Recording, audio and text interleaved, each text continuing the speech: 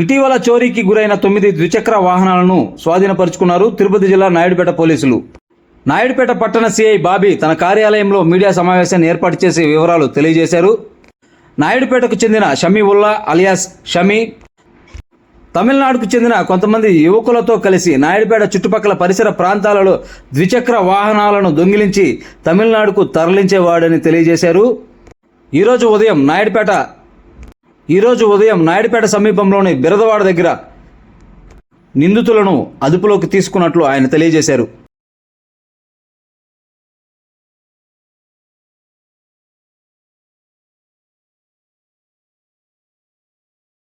Cap అవసరమా? అవసరం లేదా? అందరికీ నమస్కారం అండి. ఈరోజు 2 వీలర్ దొంగతనాలు నాయుడుపేట పట్టణంలో ఎక్కువగా జరుగుతున్నందువల్ల దాని మీద మా క్రైమ్ పార్టీతోనూ అదేవిధంగా నిఘా పెట్టించి చేసిన క్రమంలో మాకు రాబడ్డ సమాచారం మేరకు శ్రీనివాసపురంకి వెళ్ళే బిరదవాడ దగ్గర ఒక 2 వ్యక్తులు అనుమానాస్పదంగా తిరుగుతున్నారని చెప్పేసి అని తెలిసింది. ఆ సమాచారం మేరకు మేము అక్కడికి వెళ్ళి పట్టుకోనగా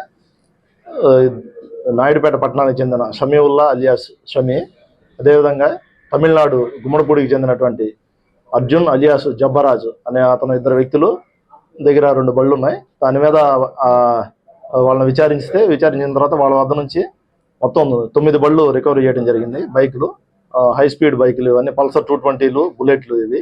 దీంట్లో వీళ్ళు ముఖ్యంగా మన నాయుడుపేట పోలీస్ స్టేషన్ పరిధిలో ఒక 4 బైకులు, ఇక్కడ కేసులు నమోదు కాబడినటువంటి 4 బైకులను ఇక్కడ దొంగతనం చేసి వాటిని వాడుతూ ఉన్నారు. అదేవిధంగా 3వ వ్యక్తి కూడా రమేష్ అనే అతను ఉన్నాడు. అతను తమిళనాడు చెందిన జబరాజ్. వీళ్ళు తమిళనాడులో దొంగతనం చేసినటువంటి వెహికల్స్ని ఇక్కడ తీసుకొచ్చి ఇక్కడ యూజ్ చేయటం, డిస్పోజ్ చేయటం, అదేవిధంగా ఇక్కడ దొంగతనం చేసినటువంటి వెహికల్స్ని తమిళనాడు తీసుకొని పోయి తమిళనాడులో యూజ్ చేయటం. అంటే ఇంటర్ స్టేట్ అవటం వల్ల, స్టేట్ బోర్డర్ అవటం వల్ల ఇటు వెహికల్స్ అటు వెహికల్స్ ఇటు తీసుకొస్తే పోలీసులు కానీ ఎవరన్నా కామన్ గుర్తుపట్టడానికి కష్టమవుతుందన్న ఉద్దేశంతో ఆ విధంగా చేస్తున్నారు. వీళ్ళని మా యొక్క ఐడి పార్టీ వాళ్ళ సహకారంతో రాబడి సమాచారం పట్టుకోవడం ఈరోజు ఉదయం 11 గంటలకు అరెస్ట్ చేసి 12 గంటలకు వాళ్ళ వద్ద నుంచి 9 వెహికల్స్ రికవరీ చేయడం జరిగింది. ఈ కేసులో ఇంకొక ముద్దాయి రమేష్ అనే వ్యక్తి పరారీలో ఉన్నాడు. అతను కూడా త్వరలో పట్టుకొని అతని వద్ద కూడా ఒక వెహికల్ ఉంది, అది కూడా రికవరీ చేయడం జరుగుతుంది. పోలీసు వారి తరఫు నుంచి ప్రజలకు కానీ ఎవరైతే 2 వీలర్స్ ఉన్నారో వాళ్ళకి ఒక విజ్ఞప్తి చేస్తూ ఉన్నాం. ఈ మధ్యకాలంలో 2 వీలర్ ఆఫెన్సెస్ ఎక్కువగా జరుగుతూ ఉన్నాయి. ప్రతి ఇంటికి కంజెస్టెడ్గా ఉండటం, పార్కింగ్ ప్లేసెస్ లేకపోవడం, రోడ్డు మీద పెట్టడం, హ్యాండిల్ లాక్ వేసినప్పుడు కొంతమంది హ్యాండిల్ లాక్ వేయట్లేదు, కొంతమంది హ్యాండిల్ లాక్ వేసినప్పటికి కూడా దాన్ని ఈజీగా బ్రేక్ చేసి తీసుకొని పోతా ఉన్నారు. బైక్ అఫెన్స్లు చాలా ఈజీగా జరుగుతూ ఉన్నాయి. దీంట్లో ఇప్పుడు మీకు చెప్పినట్టుగా స్టేట్ బోర్డర్ అవడం వల్ల అటు ఇటు పోవడం వల్ల రికవరీ కూడా చాలా కష్టం అవుతూ ఉంది. కాబట్టి మీరు ఇప్పుడు prevention is better than cure అన్న పరిస్థితుల్లో నేరం జరగకముందే మీ వెహికల్ని కాపాడుకోవడానికి ఖచ్చితంగా పాతకాలంలో వచ్చేవి సైకిల్కి వచ్చినట్టుగా లాక్స్, వీల్ లాక్ వస్తుంది ఫోర్క్ దగ్గర, కింద మన ఫ్రంట్ వీల్ ఫోర్క్ దగ్గర, బుల్లెట్కి ఫ్రంట్ వీల్ ఫోర్క్ దగ్గర ఒక కీ ఇస్తున్నారు. ఇప్పుడు అట్లాంటిదే యూ షేప్లో ఉండే ఫోర్క్ది వీల్లోకి పెట్టేలాంటి యూ షేప్ మోడల్స్ కొన్ని లాక్స్ వచ్చినాయి.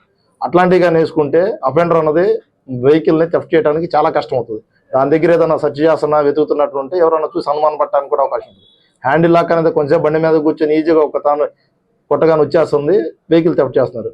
ప్రతి ఒక్కరూ ఫ్రంట్ వీల్కి ఫోర్క్ లాక్ కానీ లేదంటే సైకిల్కి వేసినట్టుగా ట్యూబ్ లాక్స్ వస్తాయి, ఐరన్ ట్యూబ్ లాక్స్, అట్లాంటివి కానీ వేసి మీ వెహికల్ జాగ్రత్తగా చేసుకోవాలని చెప్పేసి అని పోలీస్ సైడ్ నుంచి విజ్ఞప్తి చేస్తా ఉన్నాం. Thank you. మరిన్ని అప్డేట్స్ కోసం సబ్స్క్రైబ్ చేసుకోండి. చూస్తూనే ఉండండి AP24 ఫ్యాక్ట్స్, నిజాలు నిర్భయంగా.